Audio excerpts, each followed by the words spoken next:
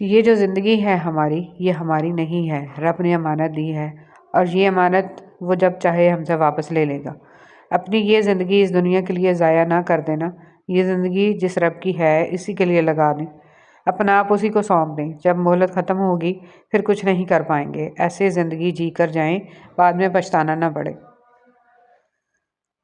تہجد کی توفیق۔ حضرت حسن بصری رحمۃ اللہ علیہ کے پاس ایک نوجوان آیا، کہنے لگا کہ حضرت دعا کریں کہ تہجد کی توفیق مل جائے۔ فرمانے لگے، اے دوست، تم دن کے اعمال ٹھیک کر لو، رات کے اعمال کی توفیق اللہ تمہیں خود ہی دے دے گا۔ ہمارا جسم دنیا کے کاموں کے لیے راتوں کو کتنی دفعہ جگا ہوگا، ہم ان راتوں کی تعداد بھی نہیں گن سکتے۔ اللہ تعالیٰ ہمیں اپنے لیے راتوں کو جاگنے کی توفیق عطا فرمائے، آمین۔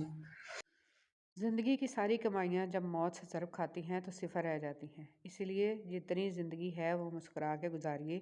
یقین مانیے آپ مسکراتے ہوئے بہت اچھے لگتے ہیں۔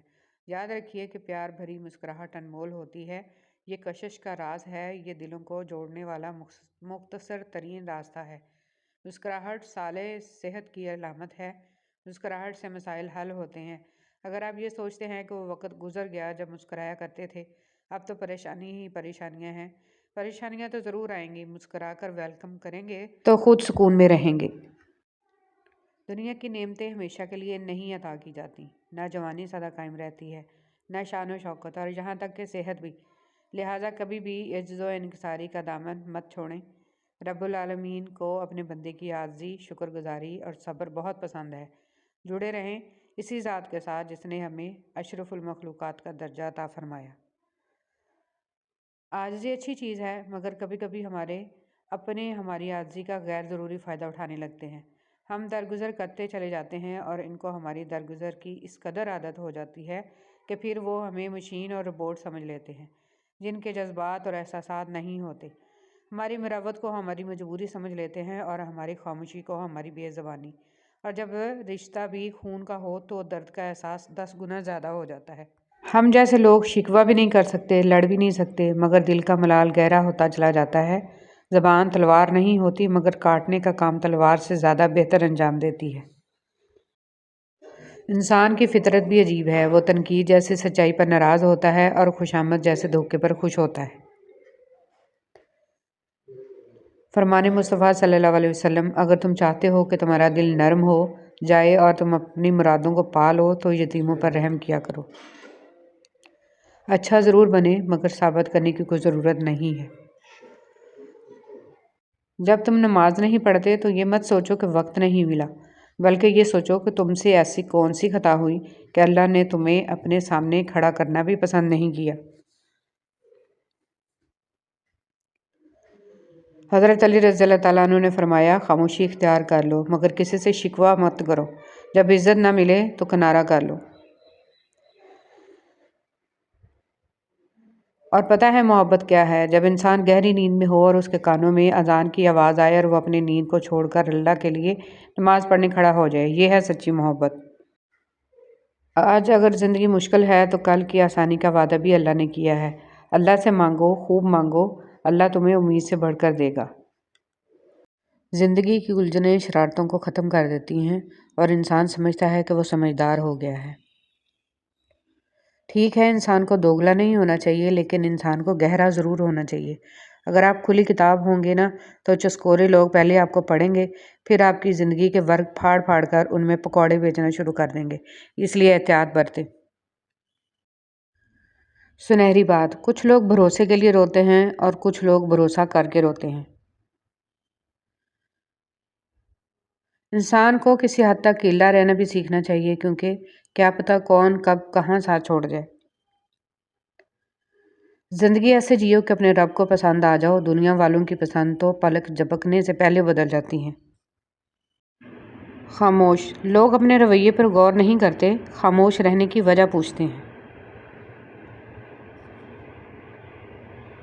آنسو ہر دل کو نہیں پگھلا سکتے، یہ فقط ان دلوں پر اثر انداز ہوتے ہیں جن کے دل میں اللہ بستا ہے۔ نامحرم جتنا بھی اعلیٰ اخلاق ہو مگر ہوتا نامحرم ہی ہے، اس لیے کسی نامحرم کے لیے بلا جھجک دل کے اور گھر کے دروازے کھول دینا تباہیوں کا سبب بنتا ہے۔ اعتماد ایک چھوٹا سا لفظ ہے جسے پڑھنے میں 1 سیکنڈ اور سوچنے میں منٹ اور سمجھنے میں دن، مگر ثابت کرنے میں ساری زندگی لگتی ہے۔ جتنا زیادہ تم دکھائی اور سنائی دو گے اتنا ہی معمولی نظر آؤ گے۔ تمہیں سیکھنا ہوگا کہ کب پیچھے ہٹنا ہے، کیونکہ کمی ہی تمہاری اصل قیمت کو بڑھاتی ہے۔ ہماری نیت کی پیمائش اس وقت ہوتی ہے جب ہم کسی ایسے شخص کے ساتھ بھلائی کریں جو ہم کو کچھ بھی نہیں دے سکتا۔ زیادہ سمجھدار اور زیادہ بیوقوف میں کوئی فرق نہیں ہوتا، کیونکہ یہ دونوں کسی کی نہیں سنتے۔